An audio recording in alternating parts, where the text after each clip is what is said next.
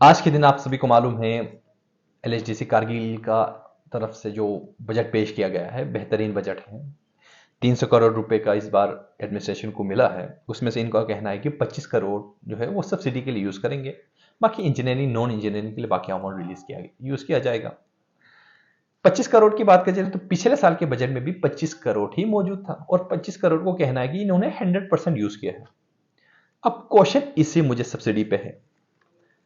आज का जो वीडियो बनाया जा रहा है वो इसी टॉपिक के रिलेटेड है और इस टाइम पे मैं क्वेश्चन जो है किसी गवर्नमेंट वर्कर्स या किसी कौंसल ऑफिस से या किसी गवर्नमेंट की तरफ नहीं, ये डायरेक्ट क्वेश्चन है मुझे सो कॉल्ड जर्नलिस्ट है।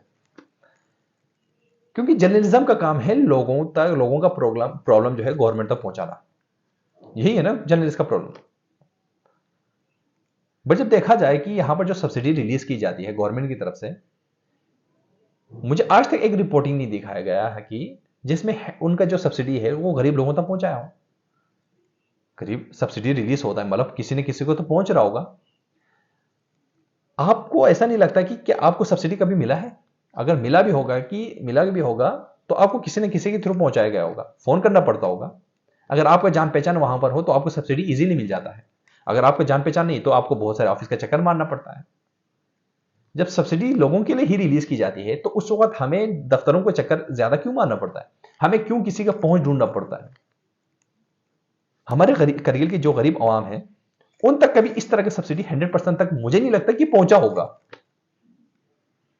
लगने की बात क्या है, आपको खुद मालूम है कि क्या जो हमारे जो बिल्कुल दूर दराज एरियाज में रहते हैं क्या उन तक 100% सब्सिडी पहुंचाया जाता है? इंफ्रास्ट्रक्चर बहुत बेहतरीन बन रहा है।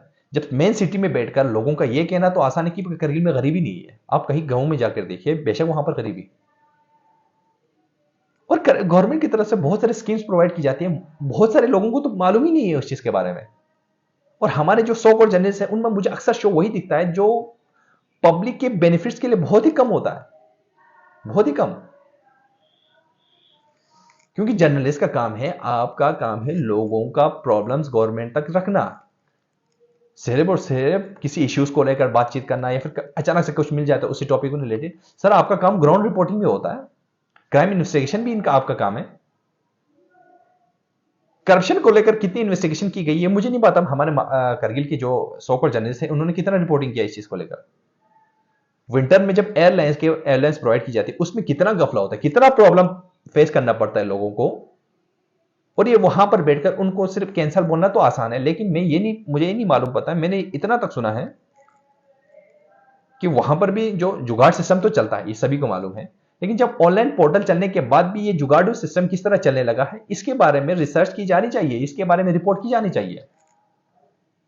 ये विंटर तो चलेगी, अगले साल दोबारा विंटर आने वाली है और अगले साल देखना ये जो लेजन अफसर जो हमारे वहां पर रखे जाते हैं वो अपने आप को पब्लिक हेल्पर नहीं समझते हैं।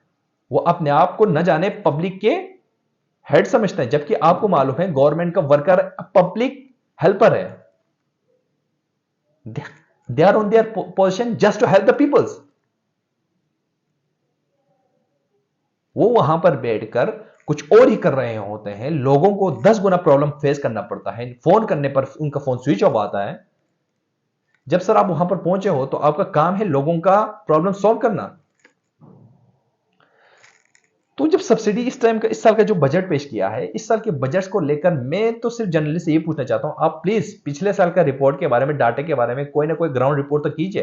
क्या इतना अमाउंट जो इन्होंने डाटा में शो किया है गवर्नमेंट की तरफ से, जिनका कहना है कि 25 करोड़ अमाउंट इन्होंने 100% यूज किया गया है, क्या यह वाकई में यूज किया गया है? क्या ये वाकई में गरीब लोगों तक पहुंचाया गया है कि सिर्फ और सिर्फ किस हायर क्लासेस तक पहुंचाया गया ये अमाउंट?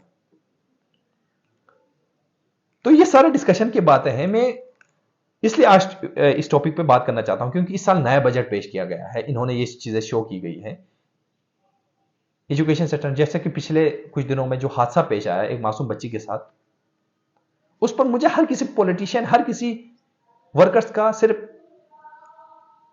हम अफसोस जताना चाहते हैं, हम उनके बच्ची के साथ खड़ा रहना चाहिए। सर ये नहीं चाहिए इस टाइम पे। ये तो हर साल का ऐसा एक शोशा बन चुका है कि वो आकर कहेंगे कुछ, फिर कुछ दिनों के बाद ये भूल जाएगा। सर इसके बारे में तो हमें सॉल्यूशन ढूंढना है। मैंने बहुत सारे वीडियोस में बताया कि क्या सॉल्यूशन हो सकता है।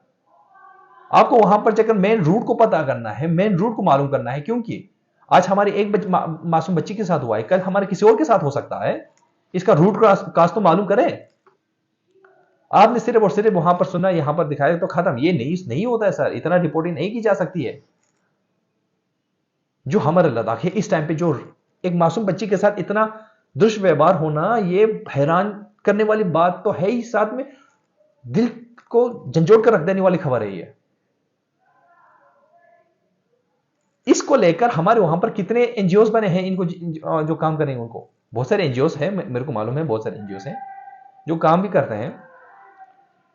लेकिन इस बजट का जो पेश किया जाता है, इसको किस तरह यूज किया जाएगा, किस तरह यूज किया गया है और लोगों तक किस तरह पहुंचाया जाता है, ये रिपोर्टर से मैं गुजारिश करता हूं आप कम से कम गवर्नमेंट से सवाल ना पूछें तो कम से कम ग्राउंड रिपोर्ट तक करें कि क्या उन्होंने किन किन दफ्तरों का चक्कर लगाया और क्या उनको वो सब्सिडी मिला है। सब्सिडी के नाम पर क्या उनको कुछ और मिला है कि सब्सिडी के आप, मैं सिर्फ हम जैसे आम फैमिली से पूछना चाहता हूं, क्या सब्सिडी आप लोगों तक मुहैया की गई है? अगर की गई तो माशाल्लाह मैं उन चीजों का बहुत ही सपोर्ट करता हूं। यह हम सबका हक है कि आप अपना सवाल सामने पेश रखें। गवर्नमेंट की तरफ क्रिटिसाइज करने की बात मैं नहीं कहता हूं, मैं कह रहा हूं आप अपने दिल की बात तो सामने रख सके। तो उम्मीद करता हूं मैं कि हाँ, मेरी जो है आवाज आप तक पहुंच चुकी होगी। मैं अपने जर्नलिस्ट भाइयों से भी कहना चाहूंगा कि मेहरबानी करके इस सब्सिडी के रिलेटेड कुछ ग्राउंड रिपोर्टिंग जरूर की जाए, क्योंकि इस सब्सिडी में बहुत ही ज्यादा प्रॉब्लम्स देखे गए हैं और आपको भी मालूम पड़ जाएगा जब आप ग्राउंड रिपोर्टिंग करोगे। क्योंकि सब्सिडी लोगों तक, वो लोगों के प्रॉब्लम्स को सॉल्व करने के लिए मुहैया की गई है। ये सिर्फ और सिर्फ कागजी चीजों तक मुहैया रखने वाली चीजें नहीं है। तो उम्मीद करते हैं आपको मेरा पॉइंट समझ में आ चुका होगा। If you like it, so share it, subscribe it. Thank you.